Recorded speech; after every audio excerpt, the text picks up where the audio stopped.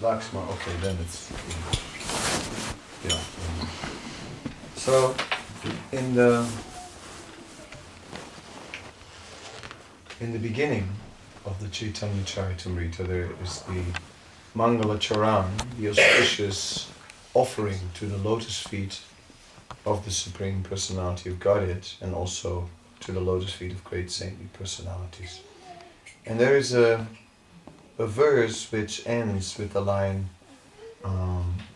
Sada Hridaya Kandare Usachinandana. And I like that verse a lot because it is describing that in the chambers of the heart, first of all, it divides the heart in chambers. And then it said that in the innermost chamber of the heart, that's where Sachinandan, the son of Sachi, or Lord Chaitanya, must reside. So I thought that I should look at that from the perspective of faith. Because in the beginning, our faith enters into the outside chambers of our heart. And in the outside chambers of our heart, or the more external part of our heart, we are convinced. We are convinced, yes, Krishna consciousness is true. It is, Krishna is the Supreme Personality of Godhead. We are His eternal servant. We are not this body, and one is convinced. But that is the external chamber, and it does give a certain amount of satisfaction. It does give a certain amount of a sense of detachment. But then, when they speak about allowing the Lord to enter into the innermost chamber of the heart, that is another level. That is the level of fulfillment. That is the level where we become fulfilled in our spiritual life. So in this way, we establish two areas. We establish an area where we are convinced, and that is there, that we have. That is one level of faith. But another level of faith is fulfillment. And fulfillment in spiritual life is truly the purpose of spiritual life. And in this way, by making these two levels of faith, we are taking it really to the full depth. Because spiritual life must be fulfilling. Fulfilling is a big word, because it doesn't leave any room for any really dissatisfaction, even in the background. It must be complete. Otherwise it's not full. One must be completely, in all aspects, find one's needs answered in spiritual life. Then we are there. So for most of us, it's obviously that we are only in the external chambers of our heart with our Krishna consciousness. And in these external chambers of the heart, we are practicing, and we are chanting, and we are coming together, we are reading, we are attending programs, Sunday feasts, whatever we do. But we are not going beyond the external chamber. No. And of course that doesn't mean that there is never a moment of inspiration, satisfaction and so on. But fulfillment we will not get. We will not be fulfilled. Because it means that in the innermost chamber, before Lord Chaitanya can fully enter, we must empty out that chamber. It is in that chamber that we are keeping other things. We are not anyabhilasita sunyam, we are not free from other desire. And yes, these other desires that are there in our innermost chambers, our most private compartment of the heart, those are the ones that block us from fulfillment, actually. Because as long as that's the case, Krishna cannot enter. Of course, the process of devotional service is there. Srimvata Svakata Krishnam Punya Sravana Kirtanam Ridyanta Abhadrani Sto Vidunati Suritsatam. So when the auspiciousness enters into the heart, then it drives away all material influences. So in this way we gradually become purified. Anatupasamam saksat bhakti yoga madoksije all the stumbling blocks that are now keeping us from reaching our desired goal will be destroyed in the path of devotional service. So that is all there. But then, it is difficult to be firm when one is not finding fulfillment. It's very difficult to be really firm. And of course, we may be fixed to some level, but spiritual life should be susukam kartamavyam. It should be joyfully performed. It should be, when we are rising in the morning, we should be happy that immediately that we have another opportunity, for glorifying Krishna, worshipping Krishna. And when we are waking up and we pay our obeisances, it should be an act of happiness that we are beginning to offer this day to Krishna. That is the beginning of the day. So pure devotional service in this way is wonderful, because one knows at every moment that one is giving it its very best. So there's no shadow of guilt or anything hanging over our head, no sense of that I'm holding back, I should, but I am not. No, one is free from that. So therefore, this state of consciousness is the true state of Krishna consciousness. The other state where Krishna consciousness remains in the external chamber is called devotional service in practice. Then one is practicing, but one cannot yet properly walk on the spiritual path. Krishna's Kaviraj Goswami is explaining. He says, Durgame patimeem dasya skalat padagatir muhu yet kripa swastidani na santa santavalambanam. On this spiritual path, that Durgame, I'm going with great difficulties, with great difficulty. And my feet are slipping again and again. Right?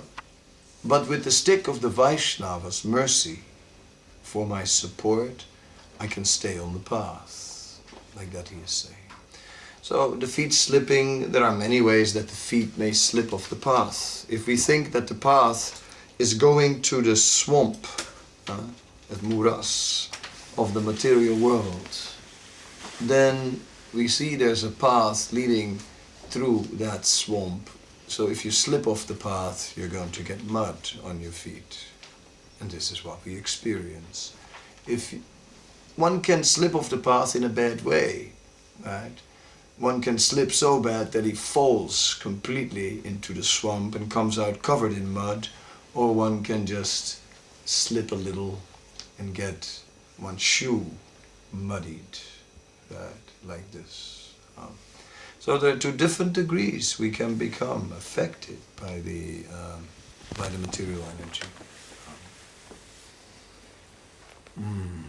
That is destined in the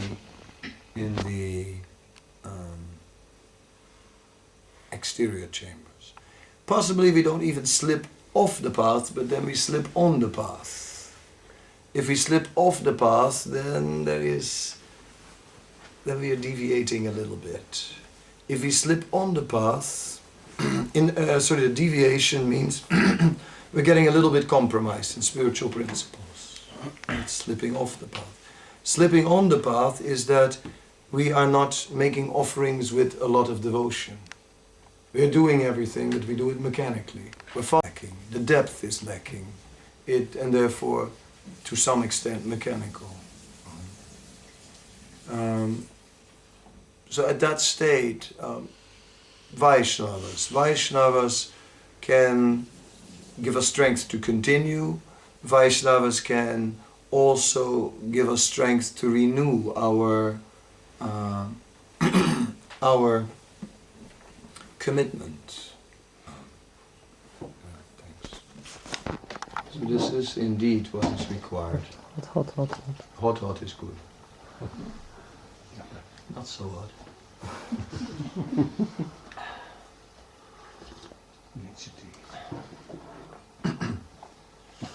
So, like that, we are meditating on this inner chamber of the heart. We have to think about it. We have to fill this in. It means that we start with our relationship with Krishna. It means that we actually look for a moment at, here's Krishna, a person, and here am I, and now what can I offer to Krishna? With my limited means, what am I actually going to offer to Krishna? So it is a moment where we are facing Krishna. That's what the innermost chamber is all about. It is the place. Not where we are thinking about, I'm following a process of bhakti yoga, I am committing myself. It's actually the room to meet Krishna. Yeah. And this is our, where it has to start happening. If it's only that, yes, we come in the routine of following a process, that is nice, but really it is prayojana, or the topmost level of bhakti that is happening in the innermost chamber. It is where bhava begins, it is where prem begins, it is where one becomes deeply emotionally involved with Krishna in the innermost chamber. And where our service, it is said that the service then must be performed. Service can be performed in various ways, and the highest level of service is that of a personal attendant. A personal attendant is like a personal servant of a person. So a personal attendant must be attentive to the need of the master, whatever is the mood, whatever is the requirement, right? And it can change, it can break out of the routine, it can just go in any direction, and the attendant is with it, right? Is already a step ahead. As soon as there's an indication that it goes in a certain direction, the attendant already, as soon as it looks like we're going to the beach, the attendant takes out the beach bag and starts putting everything inside, the beach ball and the little shovels and whatever else you might be needing there. That is attendant. Sri Chaitanya Mahaprabhu had a servant named Govinda, and that servant Govinda was so expert that he would already know what Lord Chaitanya wanted, even without saying. Lord Chaitanya had to look only once, sort of a look in the direction of the door handle of the window, and immediately he'd open the window, right? And of course, he was himself anyway watching the temperature, and he's watching if he saw some perspiration appearing from, then he would, make sure that it got a little cool. Like this, he was very sensitive to the needs of the Lord. And he was a personal attendant, a servant who would serve without any thought of himself, but fully absorbed in pleasing the Lord. This is the prerequisite. This is the door. The door to the innermost chamber is that door of the personal attendant. No one who is not fully focused on Krishna in that mood of personal attendant can enter into that door. That is the condition. Just general service, not enough. One must really become such personal attendant. Of course, one could be a personal attendant of the holy name. One can be a personal attendant of the Lord in so many ways. If we want to practice becoming the personal attendant, then deity worship can be very helpful, because there we are practicing, we are dealing after all with the Supreme Lord.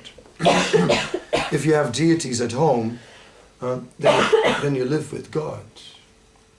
Right? So he is obviously, it's his home, and we are also here tonight. Uddhava and Vishaka are allowed to stay here, that's about it. But nothing more. They absolutely have no claim to this place, right, as that it's for them.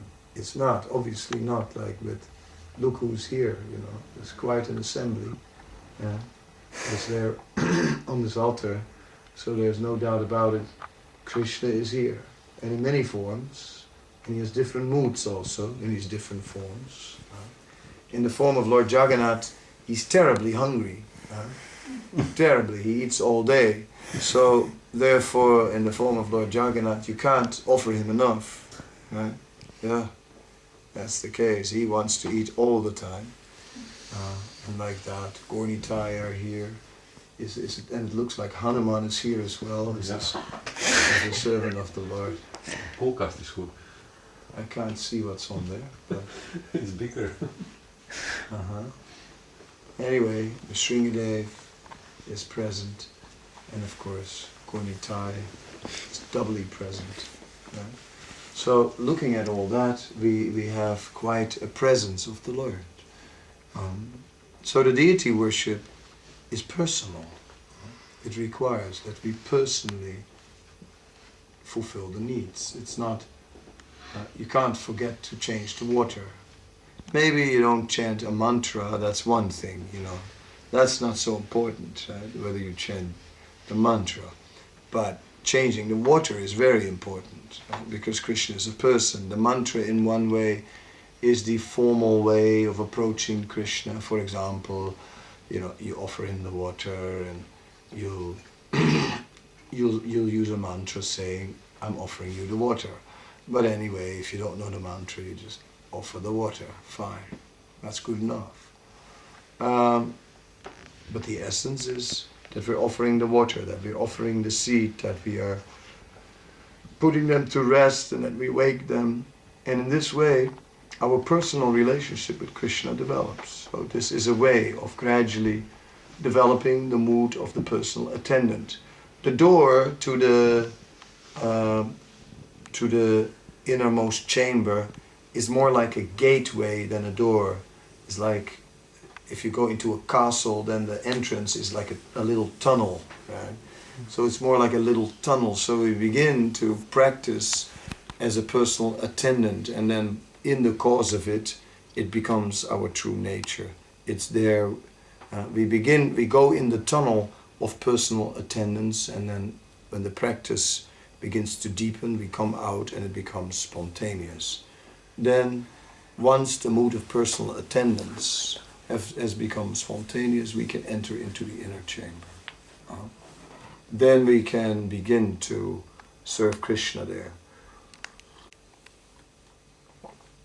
Of course, there are people who in the innermost chamber of their heart are harboring envy, who are harboring greed, who are harboring lust, and such kind of qualities.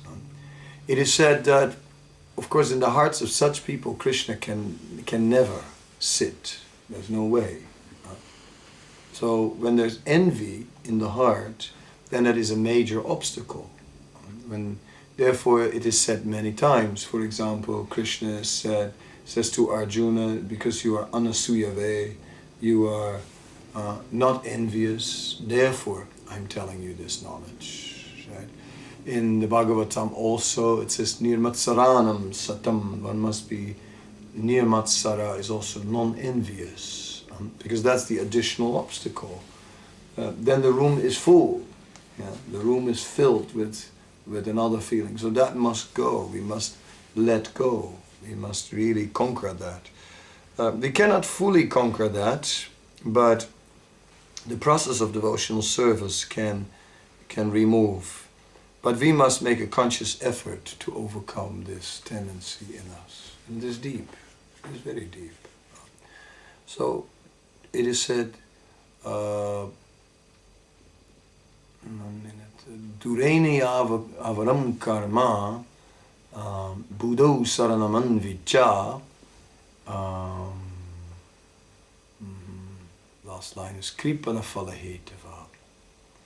It is said that, okay, I remember it alright. Dureni avaram karma buddhyoga tananjaya buddho saranaman vicha kripana falahetava. So the Kripana is a miserly person. So one who is envious is a miserly person. That is the point. And he thinks that he is the center of everything, that everything is simply for his pleasure. That is a miserly person. So a Brahmana is the opposite of a Kripana. A Brahmana is a very generous person. And it said, in the heart of a Brahmana, no envy can sit. Yeah? It was once that Amoga, the son-in-law of Sarvabhauma Bhattacharya, criticized Sri Chaitanya Mahaprabhu. Then he got very ill, cholera, he was on his deathbed. Then Lord Chaitanya revived him and said, Amoga, the heart of a Brahmana is by nature very pure. How could you allow envy to sit there? Right? So the Brahmana has no envy. So in Krishna consciousness we are practicing to become Brahmanas. That means giving all the credit to Krishna. That means truthful. That means no sinful behavior, following the scriptures. Then gradually the room is cleansed. So when the inner chamber of the heart is nicely cleansed, then Krishna can be there. And then we can truly worship him there. So this is more or less the process of Krishna consciousness, and that is our... What's a miserly person? a miserly person, a krent. Oh, Egoïstisch.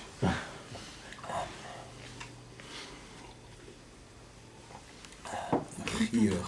yeah. Gierig. Een vrek.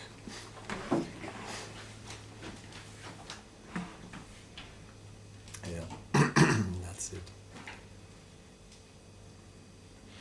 So generosity, this morning we spoke a little bit about charity, giving in charity, and we said Vaishnav charity doesn't mean to give your belongings, for some purpose. Vaishnav charity means to give yourself. And it means, in giving yourself, to go beyond reason and beyond calculation.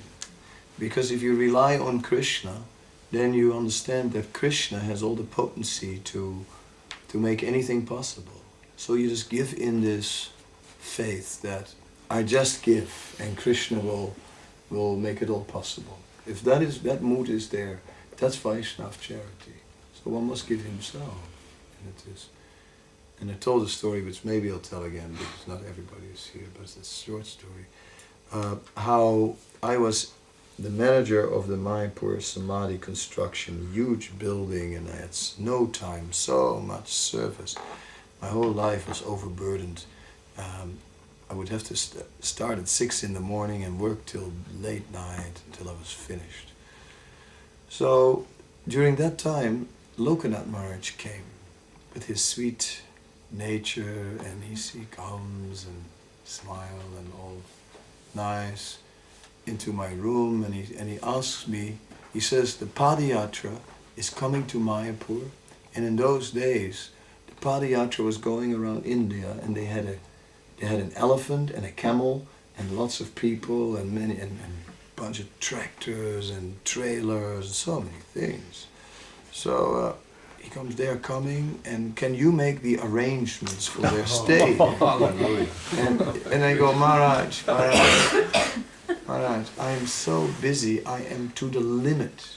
I'm absolutely to the limit. I mean, one more straw breaks the camel's back. I think I just, please, Maharaj, can't you ask someone else? I am so busy. I would really appreciate if you let me off the hook this time.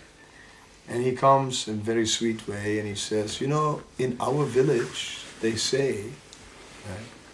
It started already. In our village, they say that if you want to get something done, you must go to a busy man. Right? He said, because if you go to someone who is not busy, it means he's lazy. He will not do anything. But if you go to someone who's busy, maybe he will not do much, but because he's active by nature, at least he'll do something. What can you do against that, Thousands of years of Maharashtra village logic. I had no insight. So there I got stuck with an elephant and a camel and all these things. Oh my God. And then somehow or other it all worked out quite well actually. You know, Krishna sort of helped me and it just worked out. I think some laborers were sick and this, that, and I had extra quarters on the samadhi and you know, someone made a chain for the elephant. Because yeah, you have to keep an elephant, you know. Like, it's not like, can you look after my dog for a week, you know? Can you look after my elephant is a little intense. It's a big one too. Male elephant. He was known to be a little wild. He sometimes used to, on the walk through India, he threw a few people through the air. He did.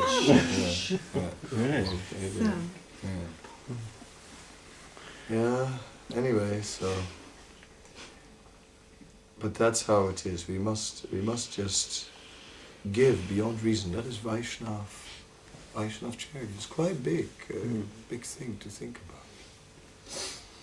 So it's not simple to be a pure devotee, but we see that in Prabhupada. You know, 70 years old, you don't go to preach to the whole world. Right? You're gonna make an arrangement for retirement. Let's be realistic. Yeah, that's realistic, you know. It's not the time to push yourself, you know. But Prabhupada pushed himself. Krishna will help. And it happened. Any comments, Christian? Of it in the chambers in the heart, would you please tell something more? I mean, I understand the inner chamber of the heart with the Atma in it, but the other chambers? No, the inner chamber is particularly the chamber where Krishna should be residing. Krishna may be there in the external chambers. The external chambers have to do with a conviction which comes from being convinced, which comes from being attracted, which comes from being liking the devotees, liking devotional service. That's all part of the external chambers. But the inner chambers is where it takes over completely. That is the difference between inner and outer.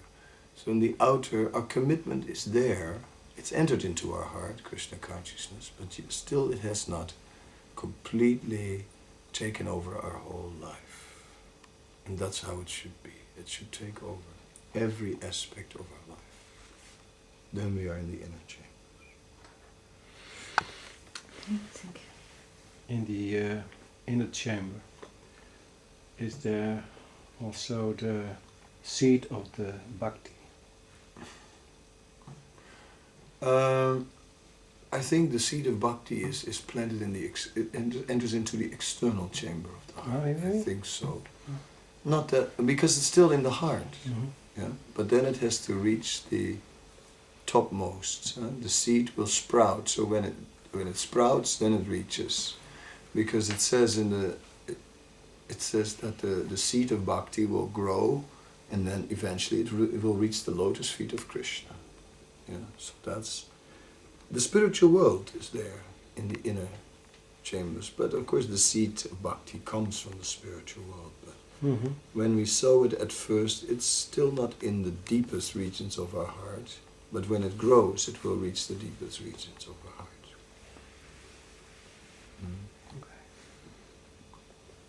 Is this inner chamber then the same as Bhagavad Gita? I think in the 6th chapter it speaks of the heart of hearts, about how the yogis see Paramatma and the devotees see Shama Sundar. The heart of hearts, and you see it also heart of hearts in the Brahma Samhita. The heart of hearts. But that's then the heart of, as far as I understand, the heart of the soul. Not of the body, but of the soul. That's how I've heard it explained. Okay, well, what I would explain is like, it's the stage where, where the soul, of course, is not like a comparable to the material body. You know what I'm saying? It's the point where the soul, where we are completely on the platform of the soul, where we live completely in the soul. If you speak of the heart of the soul, then the soul doesn't have a physical heart. You know what I'm You don't saying? No. No. No blood either. No. This I knew. Thank God. But there is the spirit of the spiritual body, a complete surrender. Yeah, a complete. The center of the consciousness is of course coming from the region of the heart, but it's not like a physical thing inside. De para-atma. Paramatma is this expansion of the expansion of Krishna within the heart. So Paramatma enters into the heart of the conditioned soul, and when we become pure devotees of Krishna, then the Paramatma, the Paramatma is four-armed, right, like Vishnu in the heart of the conditioned soul.